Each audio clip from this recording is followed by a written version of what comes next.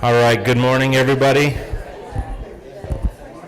Last few people filtering in. I think it's Monday morning. Thank you all for coming out early. So welcome. This session today is on sanitation business environments. My name is Jesse Shapiro, and I work with USAID. I'm the environmental health team lead and WASH advisor. Some people call me the sanitation focal point or fecal point, but it just means I'm enthusiastic about sanitation, and that's what we get to discuss this morning, so that's great.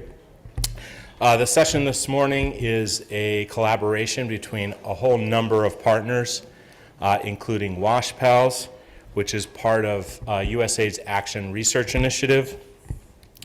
This morning, we'll be covering a lot. After my brief intro, I'll hand it over to WASH Pals, who will do a brief assessment about the sanitation business environment. And then we're going to break into some group discussions led by some of the specialists in the sector on this issue. And then we'll come back to plenary and hear a little readout from each of those groups. And then we'll have a quick wrap-up at the end.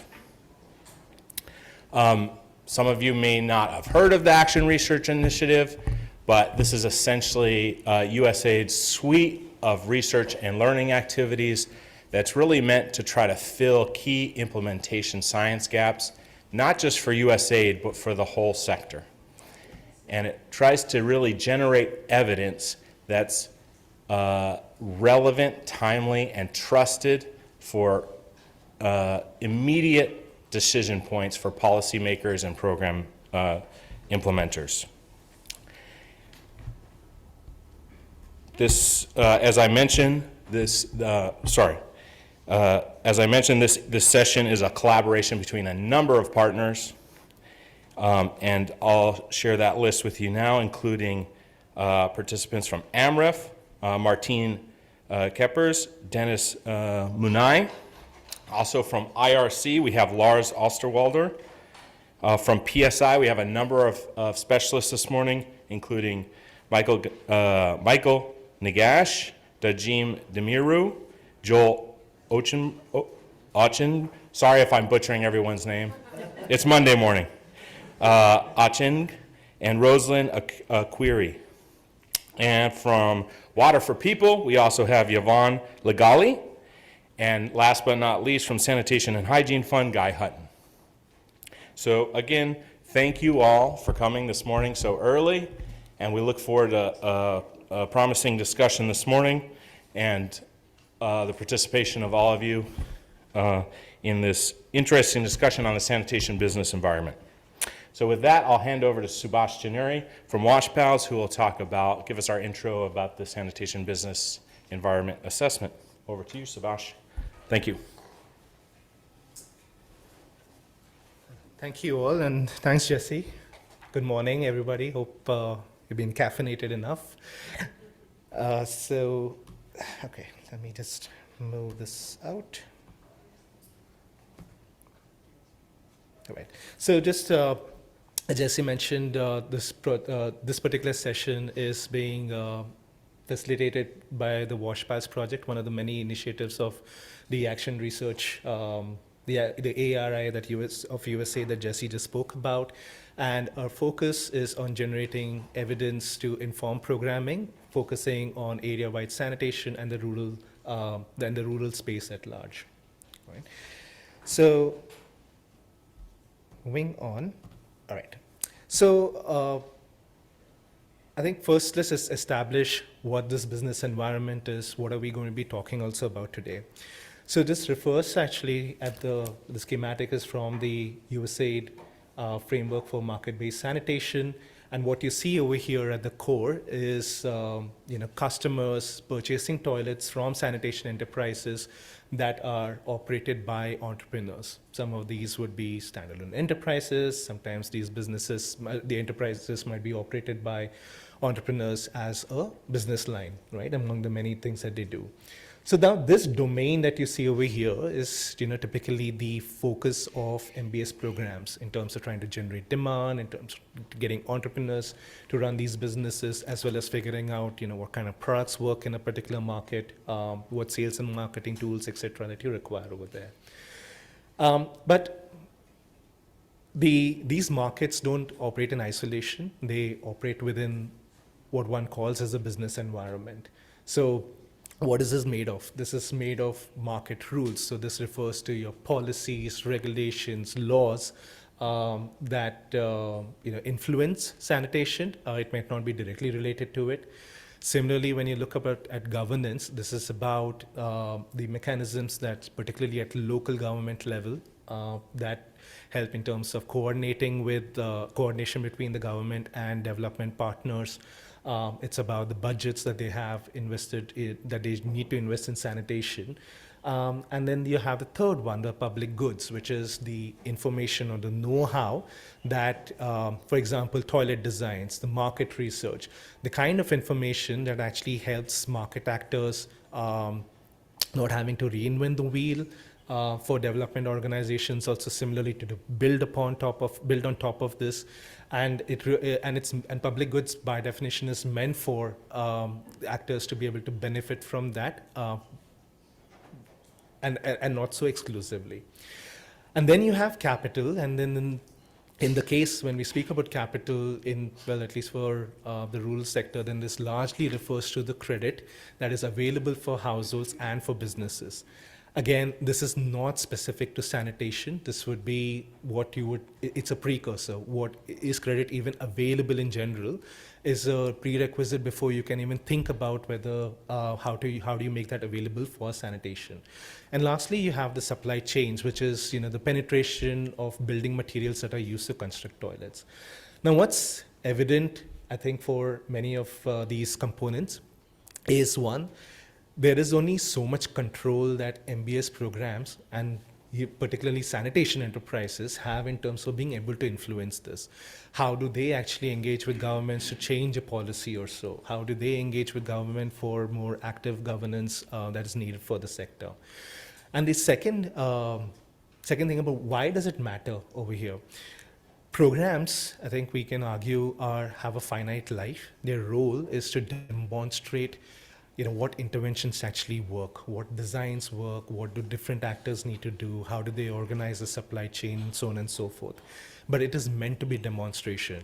If we truly want sanitation to scale, then the proven interventions need an enabling business environment in order for those to be replicated in other geographies where programs may not have operated, and as well as even where if programs have operated, even if it was, say, 2 years, 3 years, 5 years or so, the market needs to be sustained thereafter, and therefore it comes back to the circle of you need a strong business or a business environment with favorable conditions for the market to scale and sustain, right? So this is why it matters that we look at this aspect as closely as possible.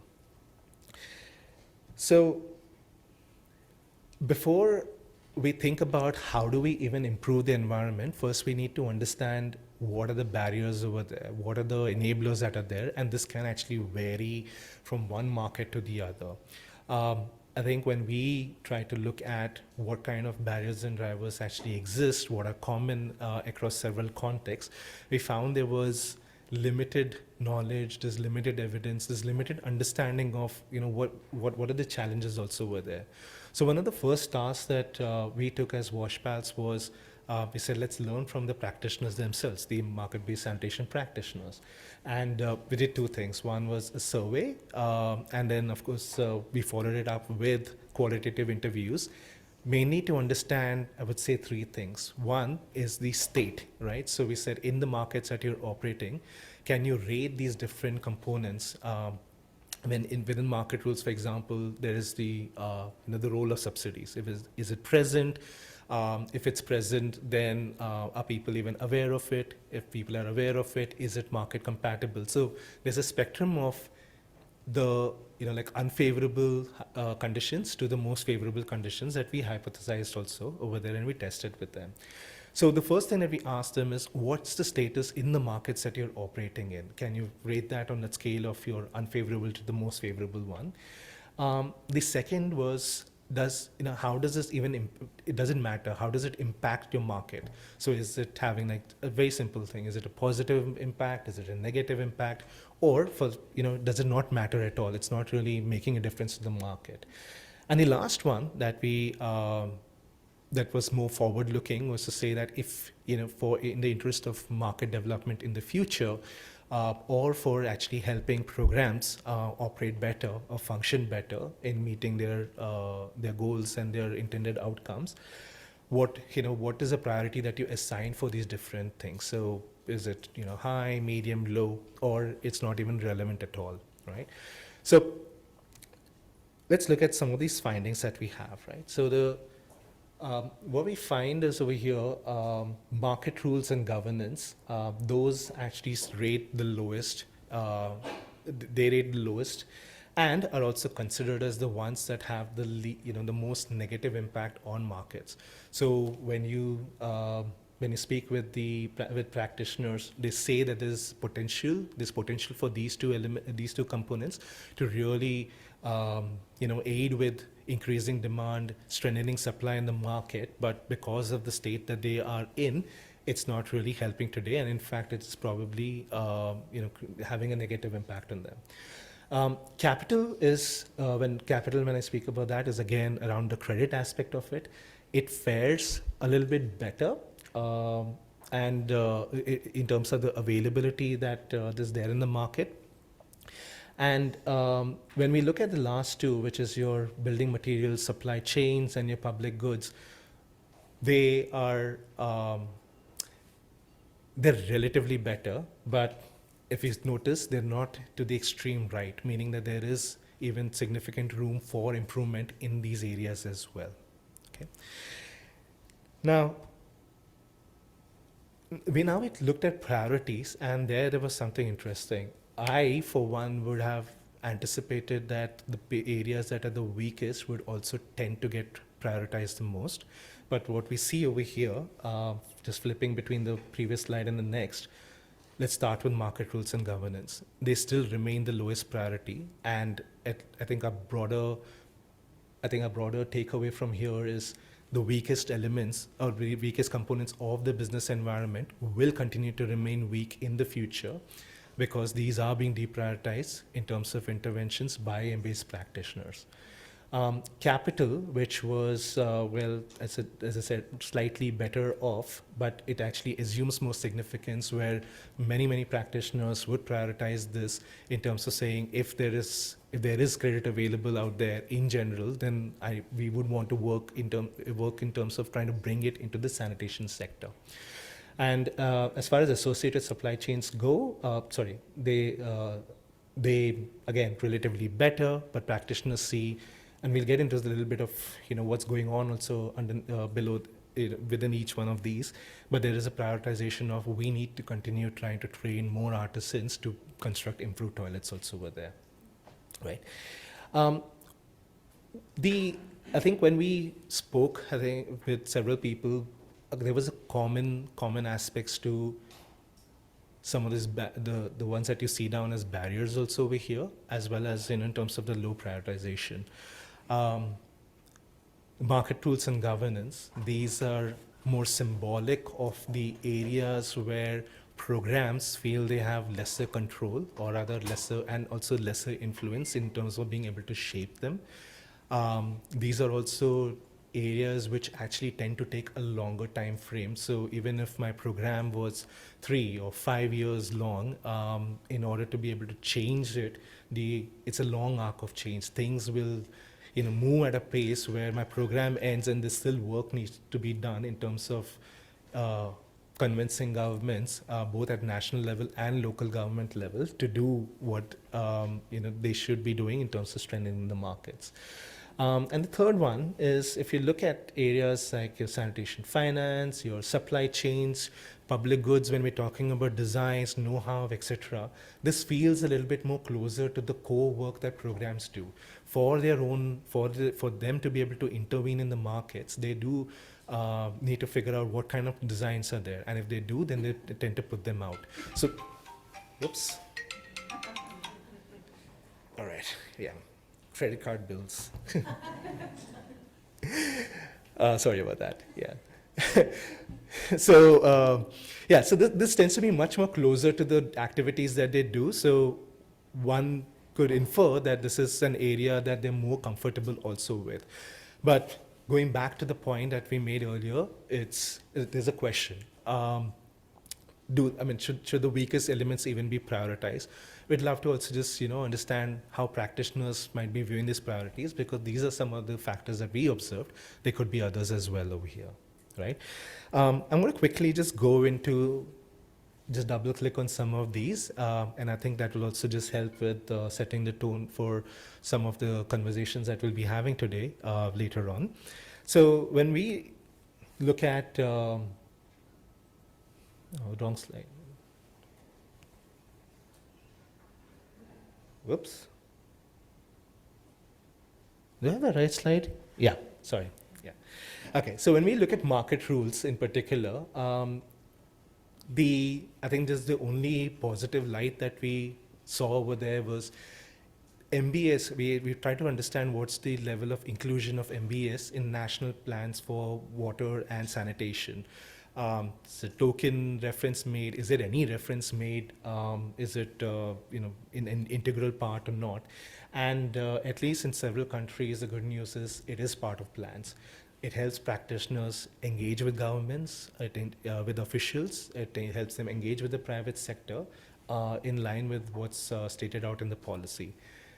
Conversely, though, the extent of detail is somewhat missing. So one of the biggest asked was in terms of areas for improvement is that we need more detailed strategies. So we need more actionable roles and activities that we can all align with, as opposed to some of the ambiguous statements that feature in many of the policies, where practitioners are therefore left to figure out and guess what is it that we need to do and what is it that we need to ask others to do. Subsidies, very interestingly, it's not only that it's absent in many places. Forget about the fact whether it's actually market compatible or not. And while I think practitioners consider it as important in terms of inclusion, that if we need more better improved basic sanitation coverage, subsidies will have an integral role to play.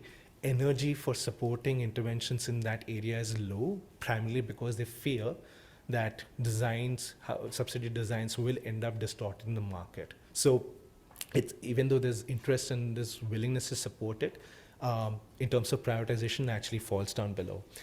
When you look at the others, regulations about enforcing certain toilet standards, incentives for entrepreneurs to start businesses in general, you have them on paper, but they generally tend to be ineffective or inaccessible for many.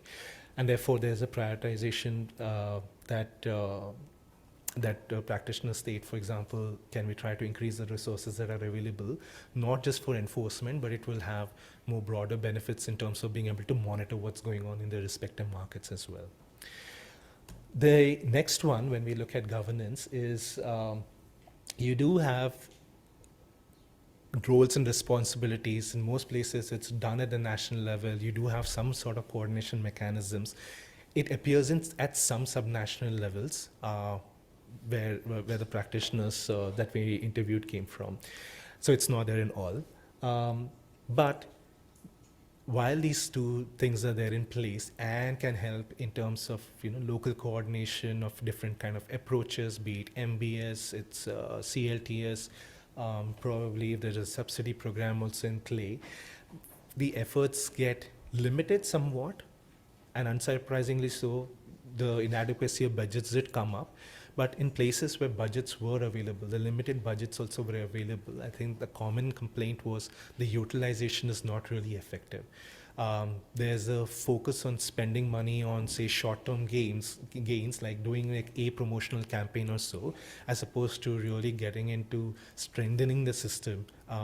For instance, leveraging health volunteers consistently in terms of promoting the market, both from a demand as well as from a supply perspective.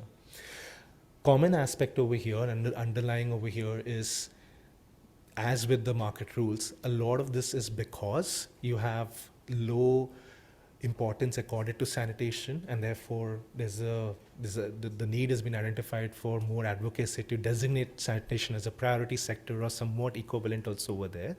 And the second is the capacity of MBS of officials to understand MBS and what they need to do.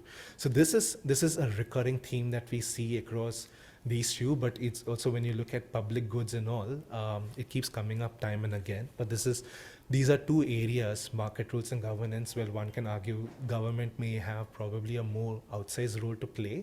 Ultimately, they need to implement it, and this can continue to pose as a challenge also here.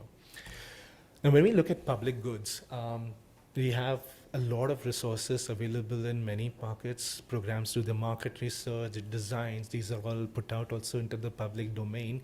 Many of us actually see this when we are researching or doing our own work in these markets as well.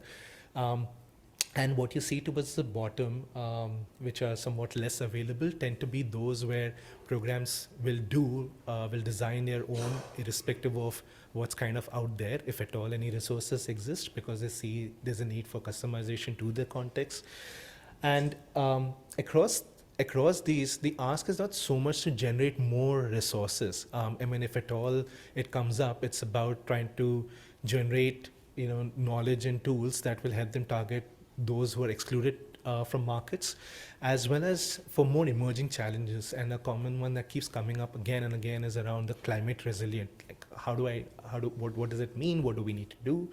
But the biggest piece is, it's about not just that, you have the resources exist for the existing ones. People don't know, if they exist, where do I get it from, how do I access them, and how do I actually use them. And I think there's a recurrent call for having some sort of like a permanent custodian, ideally a government or so, and that too even at the local level, so that whosoever is intervening in the market, or for market actors also for that matter, if I'm an entrepreneur who wants to get access to toilet designs, I should be able to get it. I should be able to know that there's a local government that actually provides it, or some sort of like a permanent custodian that goes well beyond the life of a program. I don't think a program being a temporary presence can ever be that sort of a custodian also over here, right? I'm not getting into many of the other challenges that's there, which is you can put all these things online, but you do need access. In a lot of cases, you need these materials available at the local level, in the offices of, say, local government or some other actor that they designate also over there. For example, many of the TVETs that are prevalent in many countries. Turning to capital, and again, I just want to emphasize, we wanted to find out, is capital or a credit available in general, right?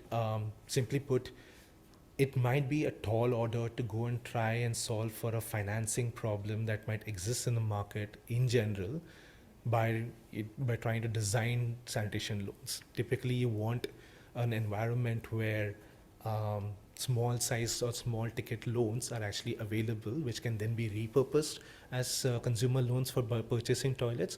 And similarly, if business loans are available for entrepreneurs, then we need to channel them into for the sanitation enterprises by engaging with financial institutions.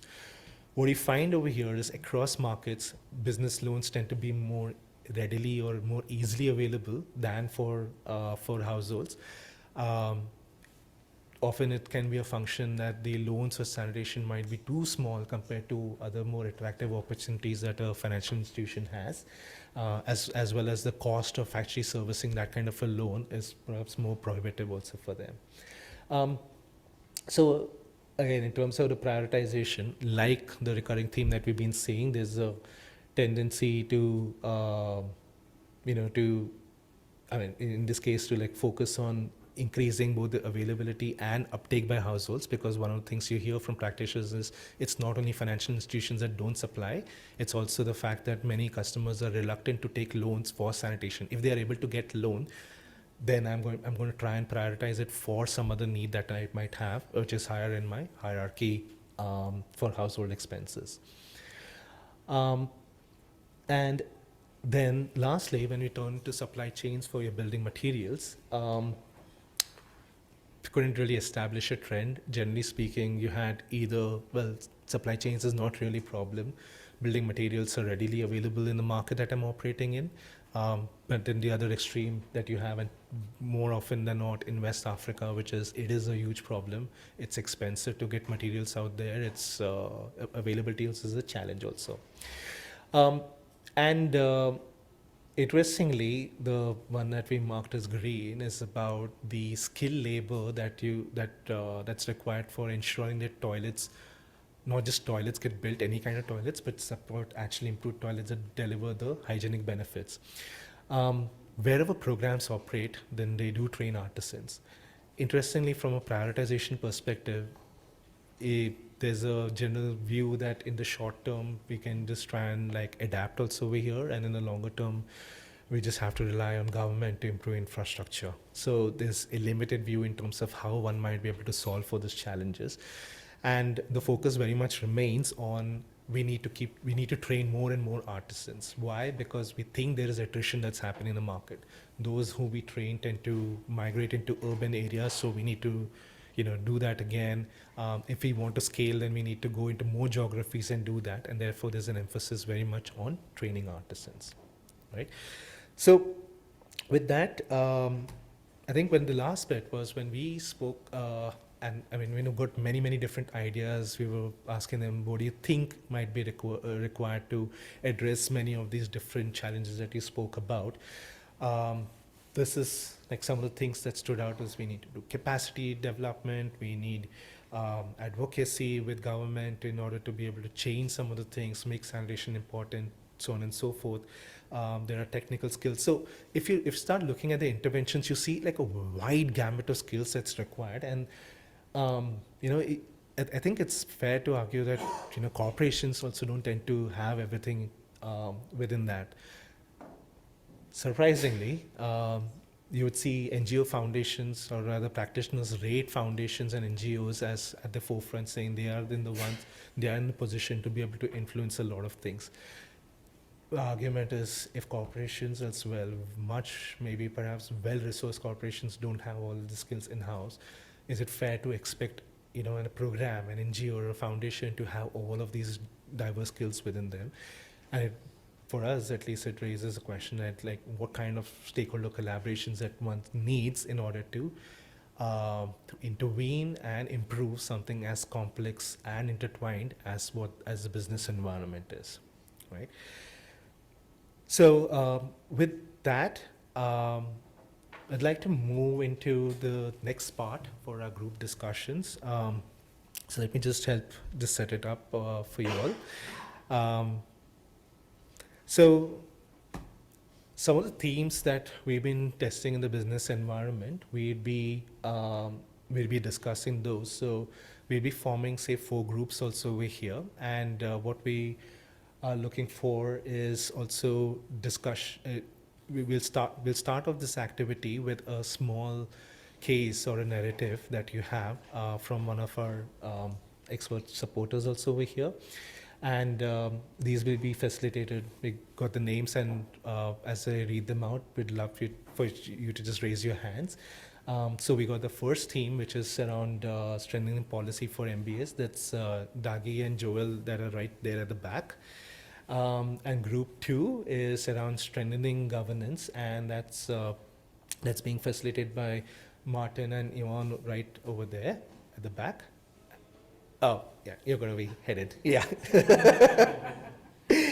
And then for the public goods piece, which is around improving the accessibility and use of that information, that'll be facilitated here by Michael and Lars. And the fourth one, which is around capital and supply chains, Rosaline and Dennis, who are right up for you in the front. So What we'll be doing, and first let me just cover for the folks that are there in this room, we'd like you to just join a group of your choice. We'd be running it as a, well, in told it's called a fishbowl. I love the name quite a lot. We'll be forming a small group with your facilitators, and they'll be starting off with a little mini case in terms of speaking about an experience that they've had in terms of intervening in the market. No, like this is not complete. It's sharing an experience.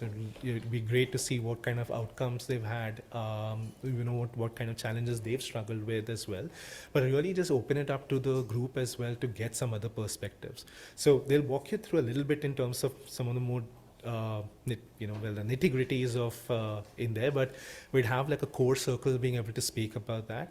We'd love for some of the for some of our other participants at you all in just form a circle just outside so you can listen in. We'd love for you to participate. Just either raise your hand or tap someone on the shoulder so that you can actually take the place and speak, so that we'll be able to hear from most of you. And please feel free to bring in your own experiences, your own questions, your own suggestions, and we'll be able to build on that. And just an ask, we'd love to hear from as many people as possible. So if you had turn, appreciate it if you just let someone else also just come in and take your place in there. Okay, so can I just ask you all to start moving closer to them? Sorry, I think we have limitations as far as what we can do with furniture movements. But if you'll just can adjust, and I'll just be moving around. For the virtual ones that you're there online, unfortunately, I think we might find it difficult for you to be able to join in. So what I'm going to ask you all to do is please either use the QR code that you can see on the screen, either use your mobile devices to join one of the breakout rooms of your choice, the themes. If you're not able to do so, you can use the instructions that are there further below. Just a reminder that once we're wrapping up our group discussions, please come back to the link that you've used to join for the UNC session. The rooms that you're joining are private links that have been provided by me. Right? Thank you.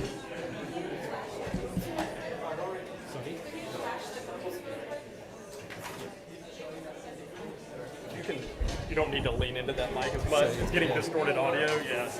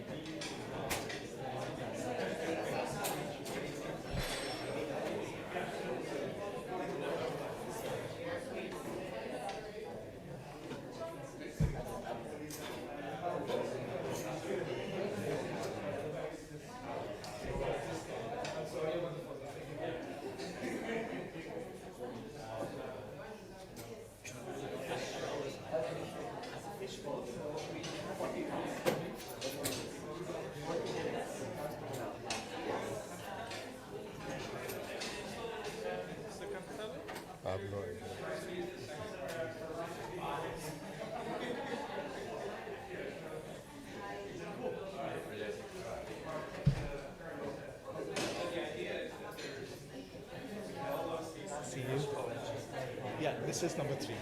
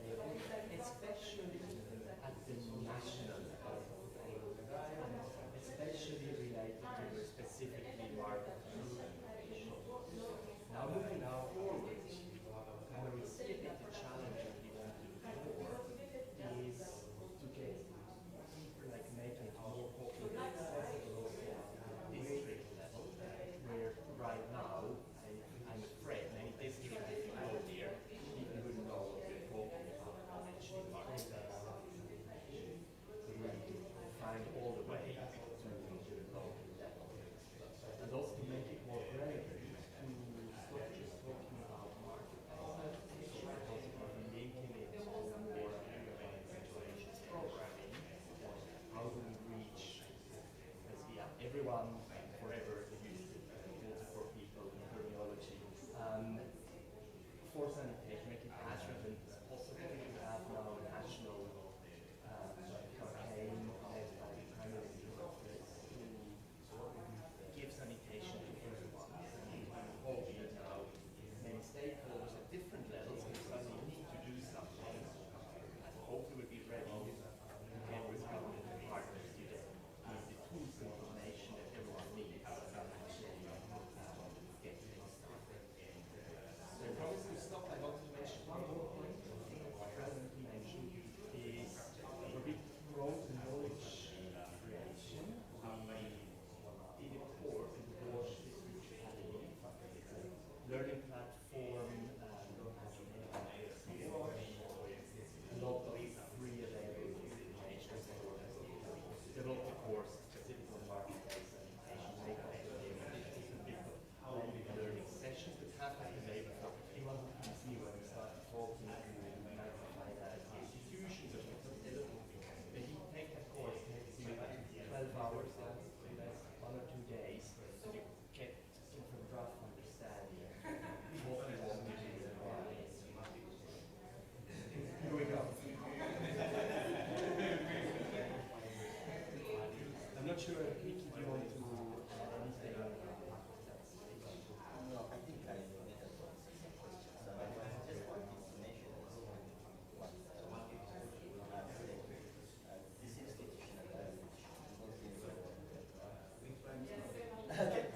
this institutionalization is not limited on plastic station, but the flagship was on the one which is important information in the country. So we are institutionalizing the plastic in standardized of the capacity across so that is already institutionalized in most society. Now, as they are saying, what left behind is cascading and why we need it. So even if it is cascading unaware, but we want to widen up across the country. That's the main which we are planning to do the market for sanitation.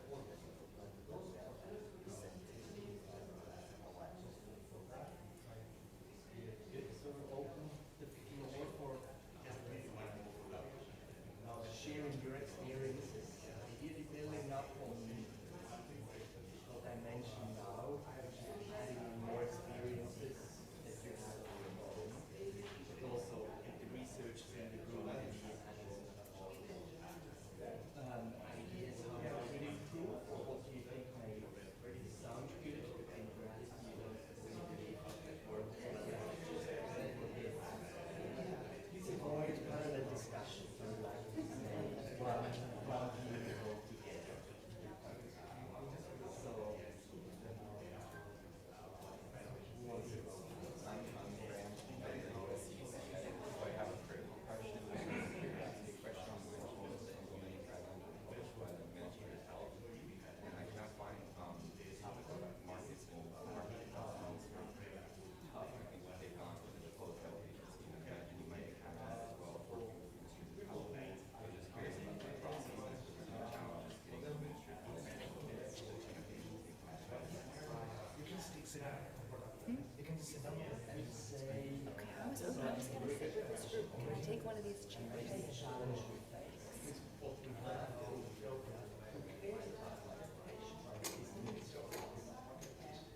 they have that mandate, they need to see results. So when we come in, we approaches that they were very easy to convince. Moving forward in we open meetings towards about national program.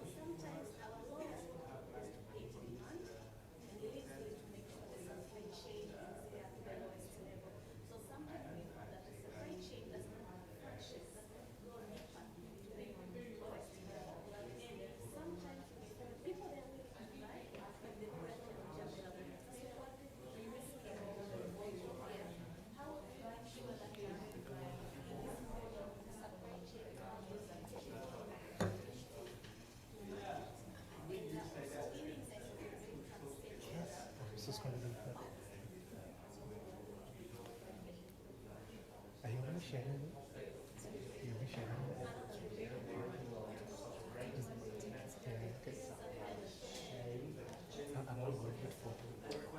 for Mr. Dennis. When you talked about your market segments, that you're urban, peri-urban, rural, do you target different types of businesses or entrepreneurs in each of those settings to be your vendor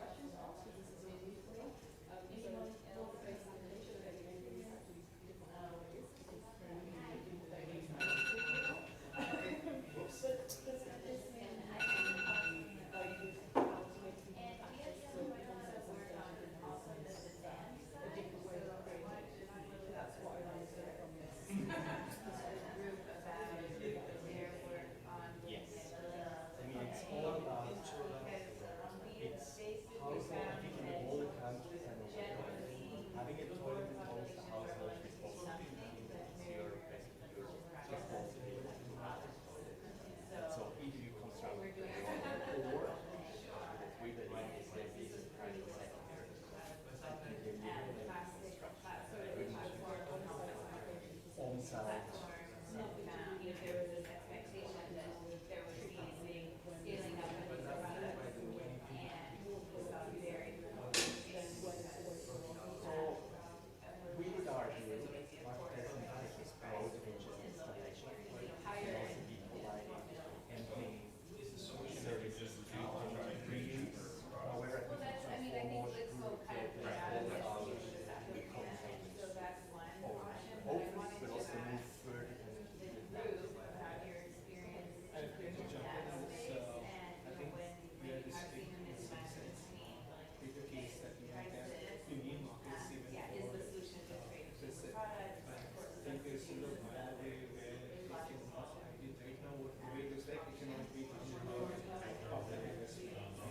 So I think it's a different approach. we did have an option, yeah, some of these studies, Change a little bit for the so we're kind of but kind of finding like out some of what we heard, people are hesitant to take loans on.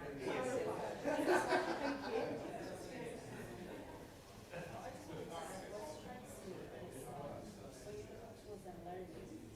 The purpose and intent of the products that you produce to inform wider learning or shaping practice or policy is so diverse. It's so diverse because based on the earlier presentation, there are governance issues around policy level influencing the regulation. There's also around introducing innovations to influence trends. So there's various factors around generating tools and learning, which obviously has an implication on how you produce your knowledge and learning products. It's more than a technical project, because there's a variety of things that are in the change agenda. So I think that's really interesting. So that really lends itself from the systemic approach going forward. Right? So linked with that, now that the program is moving on from first generation platform watch to now the second generation markets, what are you taking forward from what you learned in the first phase from tools and learnings and researches, and what are you leaving behind based on your experience of what hasn't really worked and is taking too much mileage and will hold back on the change agenda? So right now, what is it that you're taking forward? Tools and researches, what are you leaving behind? That's that great thing. One of the first steps would be the revision of national market sanitation regulation guidelines, and we carefully review that again, going away from just establishing markets to achieving universal access. Good morning, everyone. My name is Maria from S&P. Much more tangible, actionable for district level stakeholders. Financial mechanisms. Say We also found that that's people were not sort of the tools, the options you have being to demanded move forward at the local and level. also because of the unwillingness High level on the loan on something that does not generate revenue. What we found was to use the barter system so people could exchange wages, goods for goods, Clear labor. responsibility, This in rural areas really proved to be having that going, I think that's a key point. So we're costs probably living a bit get like labor available for only many organizations to help more year-wide programming, through the one organization program, but hopefully getting mechanism in place the national implementation.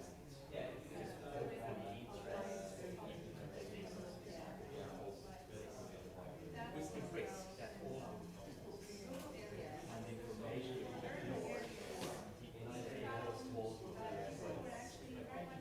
here I have 10 slabs. they found that the solution And that I was so there's things that risk. sometimes it's thinking about people don't want to So what's the last one?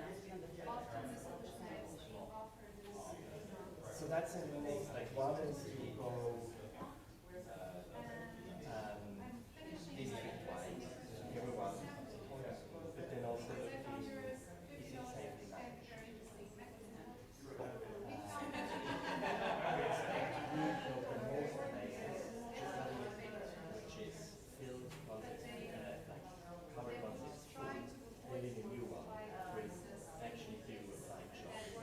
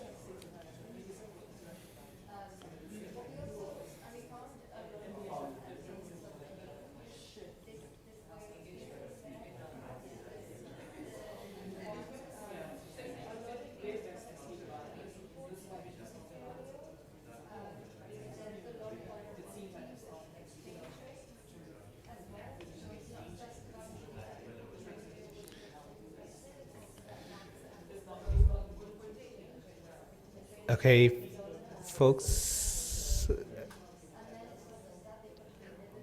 we got to actually start wrapping up. And we can speak a lot more, but would we be ready for that? Or okay, I see one finger go up over there.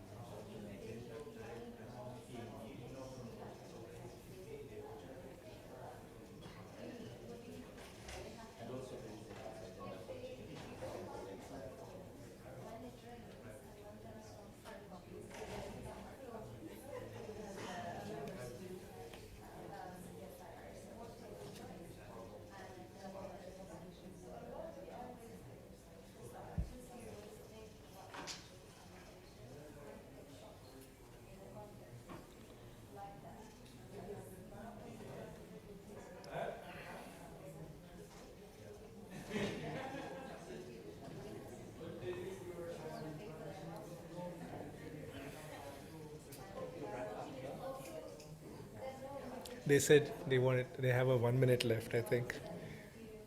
The hands. Don't mind me while I just uploading the microphone at some point.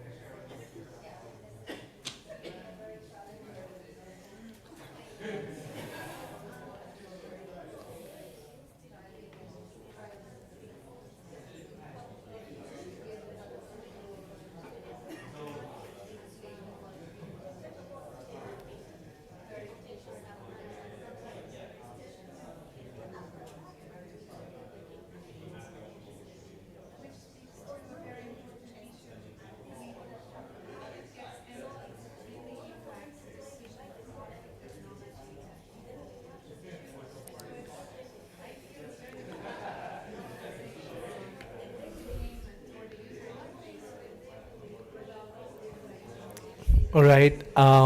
Sorry to be the bearer of bad news, but we got to start coming back to plenary. We'll be kicked out of this room at 10 o'clock. Really, really wish we could just let this go on for a lot longer.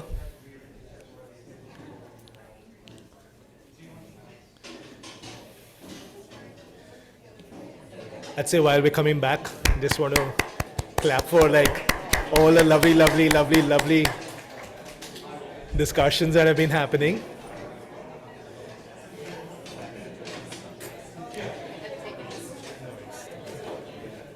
Really appreciate that. Okay.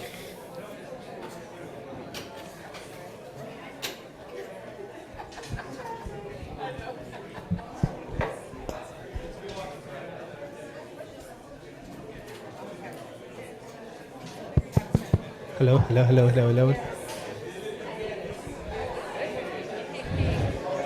Okay, so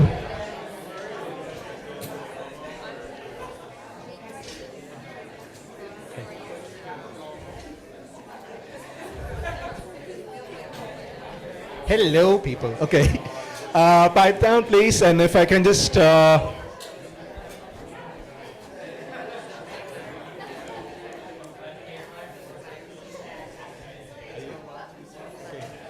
I thought we'll just go 3, 2. Oh, we can close this. This is more. Okay, that's fine.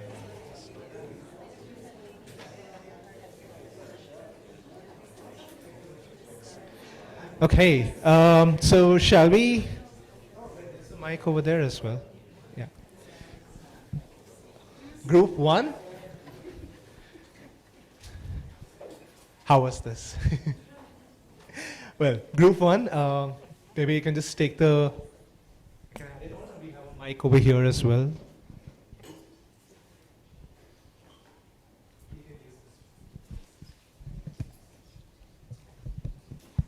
Yep. Okay, thank you very much.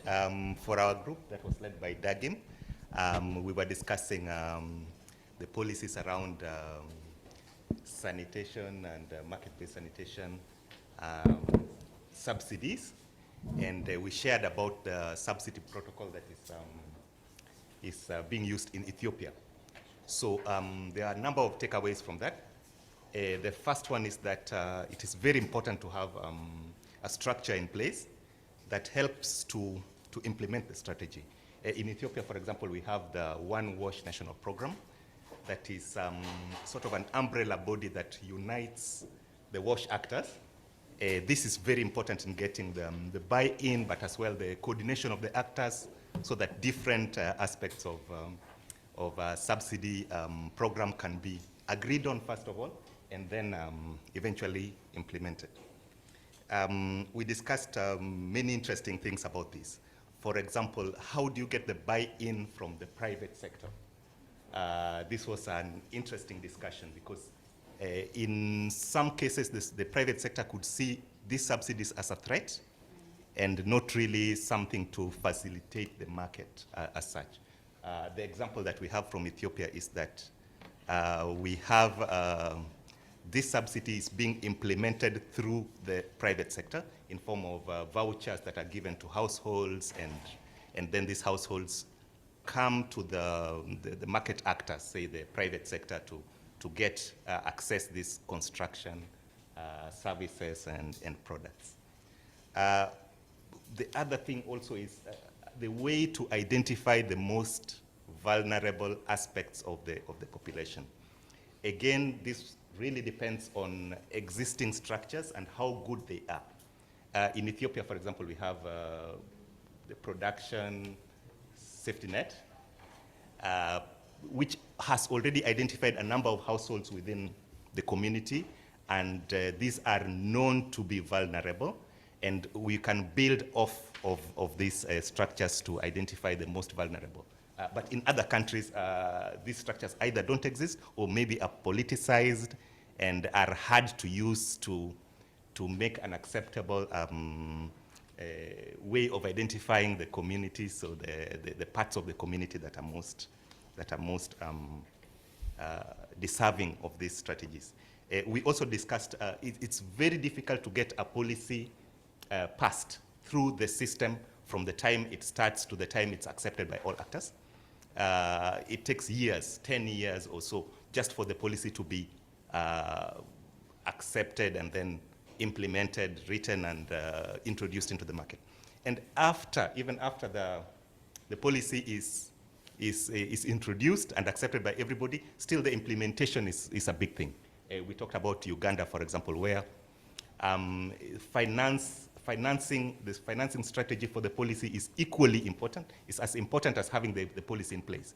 In Kenya, we have some policies, but we do not necessarily have the funds or the budget that is set aside for implementing those policies.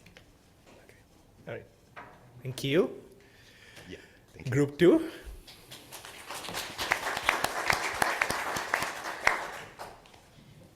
Great. How do I? Okay. Yeah. Yeah. Okay, great. It's almost like we're also in group 1, and I mean, I'm glad to see the conversations were really almost similar. So my name is Yvonne Lugali from Water for People, and I was one of the facilitators for group 2, which was focusing on the issue of governance. I think we zoomed in really on capacity building as one of those challenges, but then of course that became a little bit multifaceted, looking at both the communication gap in terms of as it cascades down from the central government to the districts and even to the lower districts. I think just being able to align that communication gap, but then not only communicating, but also educating. This came in very strongly with an experience from Ghana in terms of being able to explain What do these policies mean? What are the expectations from both sides? What expectations does government have from the private sector? What expectations does the private sector have, you know, from government to government when it gets to aspects on these policies and market-based sanitation? And then, of course, then now you move into sort of the coordination mechanisms, the experience we had from Uganda, from Water for People, in terms of being able to set up these task forces, working with these stakeholder forums that then bring together the private sector as well within these conversations. And then eventually that then leads to your prioritization in the work plans, in the budgets, but also is able to act as an accountability mechanism because you've communicated, educated, you've now come down to having everybody sharing the expectation, so it actually makes it easy to hold each other accountable and also have support and creation of the enabling environment as well as from government for the private sector. Government is saying private sector shouldn't cheat people. Private sector is saying you also make sure that what you're doing also facilitates sort of the businesses to be able to grow. And then there was a bit of a discussion, I think, and a detour into the discussions around subsidies. How are those being done? In Uganda, everything is subsidized other than household sanitation. But then, of course, also sharing experiences from Ghana in how they've also been able to open up and allow private sector involvement, even in the other bits of the sanitation value chain. I hope I've represented Group 2 well. Yeah? Great. Thank you. Good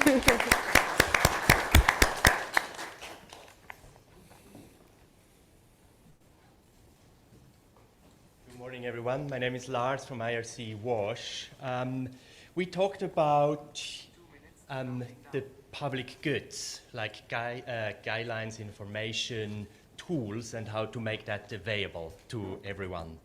So basically, starting from intervention that pilot, find out what is actually relevant. And I think we concluded, and many people did that once we know how private sector can be engaged to create TVET, for instance, guidelines, and go through government structures, like we had a case from Ethiopia and from DRC, where actually government then took up those curricula to include it into national kind of guidance or national training documents.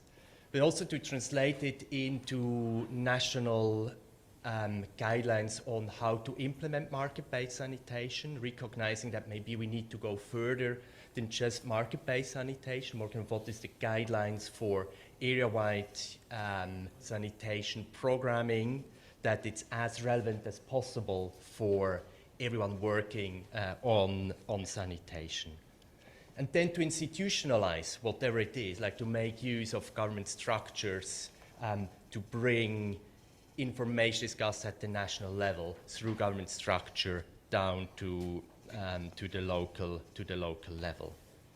However, there's a bit of critical question. We also noticed that most of us are working with Ministry of Health, and then, yeah, they have an incentive. They need to deliver sanitation. That's their mandate, but they're not really business people. So kind of the importance of bringing in stakeholders like the Ministry of Labor and Skills in Ethiopia, it can be Ministry of Economic Affairs or whatever it is in the country, but to get those people on board and show them why market-based sanitation is important to them. What does it have to offer? How many people could possibly get employed? And let me see, I had one more point somewhere.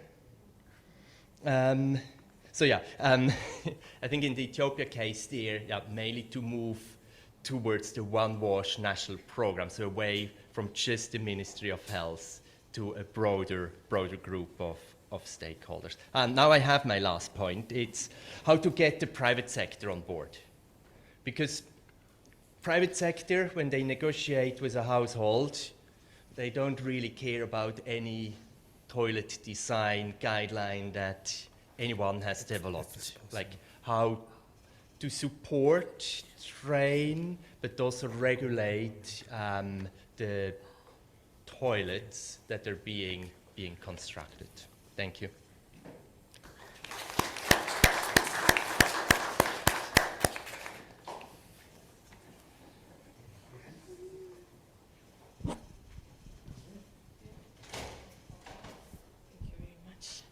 Okay, good morning, everyone.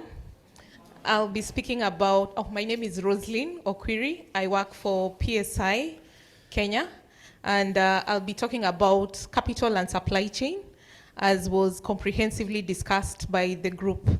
In terms of the challenges that we realized, for a market-based intervention to work, then private sector becomes a key player, and specifically the financial institutions.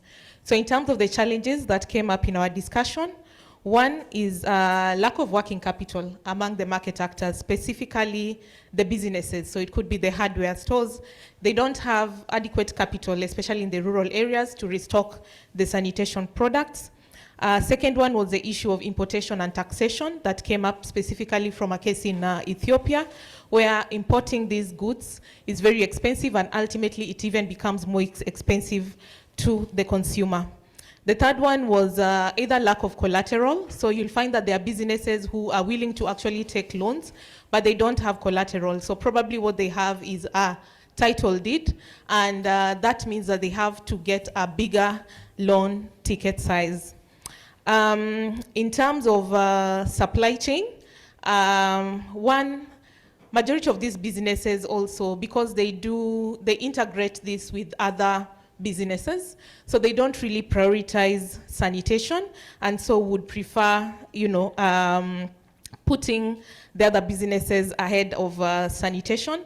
Then looking at the different geographical contexts, so this really, the issue of accessibility of the products, has ultimately an effect on the pricing at the end of it all, because either you have to transport long distances for you to get the products. Then in some cases also the issue of lack of entrepreneurs to offer these services. In terms of the key stakeholders who are very key in addressing these challenges, one, we have researchers who are doing a lot of research with regards to even willingness and ability to pay for the sanitation products. Then, of course, the financial institutions who I have talked about, non-state actors who are now also supporting governments to bring in the aspect of blended financing, to work very closely with commercial institutions and support the aspect of financing. Then, of course, we have the many business actors, and lastly, training institutions. So looking beyond just training Masons over and over again, can we have this institutionalized within the TVET curriculums in the respective countries? In terms of approaches that can work to address these challenges, one is market segmentation. So understanding the different segments of the market and having products and services that suit that particular component. Then having alternative payment options. We had a case in Zambia where either you can use barter trade, especially for those communities that have low income, or even selling these products during harvesting period where they have products that they can sell and pay for the services. Then blended financing mechanisms to support access to finance. Then business development strengthening for businesses and also for the entrepreneurs to understand the opportunities that exist within the sanitation businesses. And lastly, product research and development, so that we can ensure that we have the right product for the right segment. And as we do that, also look into aspects of financing as we do that. Thank you very much, and that's what we discussed in group. Well, we're nearly on time, but I'd just like to bring in one more guest. Before that, I think one of the realizations is, while we do want to pursue interventions as well to improve the business environment, then there's also need to be able to understand, measure what's going on also in that market. So there are, I think, several initiatives. One of them, WashPulse also is working towards in terms of just developing a scorecard. But I'll now hand it over to Guy Hutton from the Sanitation Hygiene Fund to speak a little bit more about one of the initiatives that they are working on. All right. Guy, over to you. Yeah, can you hear me, Subhash? Yes. Are you able to hear? Okay. All right. Yes. All right, please go to the first slide. Yeah. Well, good morning, everyone in the room. Sorry not to be there in person. Um, I, I will be just giving, I think we're down to 2 or 3 minutes, just to give a very quick overview of the Sanitation Economy Maturity Assessment Tool.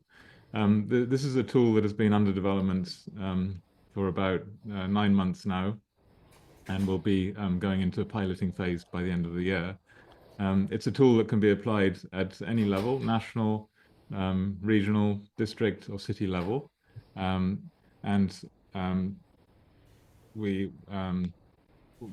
So far, we've had feedback from about 50 or 60 sector organizations. So the purpose of the Sanimat is to provide a common methodology for stakeholders to understand the status of the sanitation economy, with the aim of informing key priority actions to strengthen the economy and thereby support the participation of sanitation businesses, suppliers, investors, and funders. And it enables comparisons of the sanitation economy across contexts and track progress over time. And it's called the Sanitation Economy tool because sanitation market would be too narrow. We want to understand all the factors that determine the strength of the market and the factors that determine it. It'll be usable by a range of stakeholders that are listed here that will have different interests in different parts of it. Next slide, please. We've drawn on a lot of tools that exist. Obviously, the question is, do we need another tool? And there is quite a gap in the sort of market and investor assessment space where we provide relevant, updated, regular information for specific target audiences with a focus on private sector development. Next slide, please.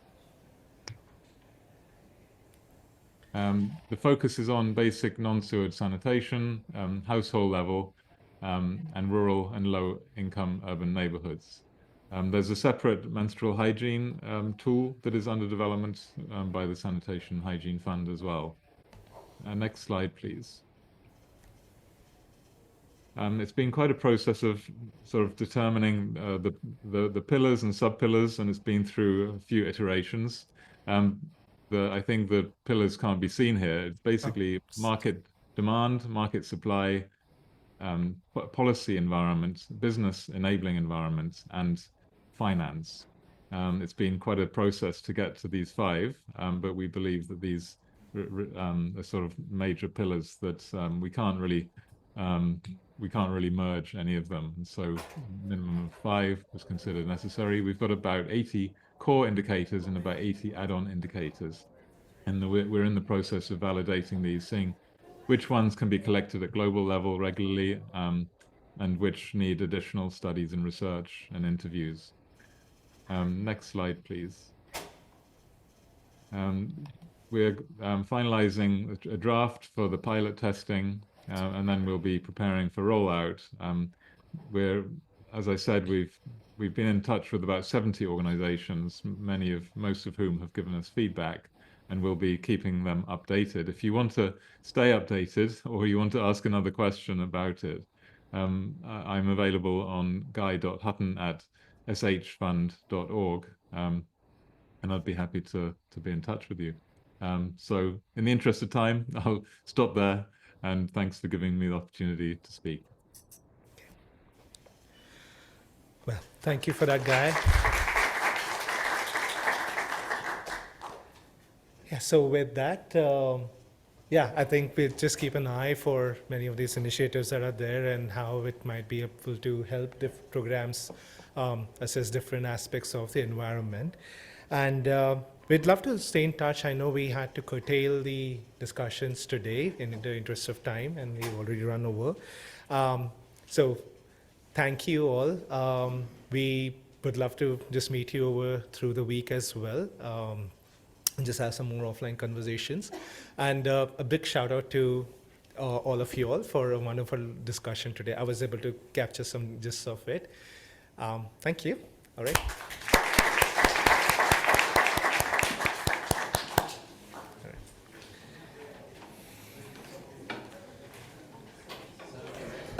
Folks, if you have your business cards or anything, can you just dump them while you go out? Thank you. Yeah, I think it's working with this, it's working with that, but the online.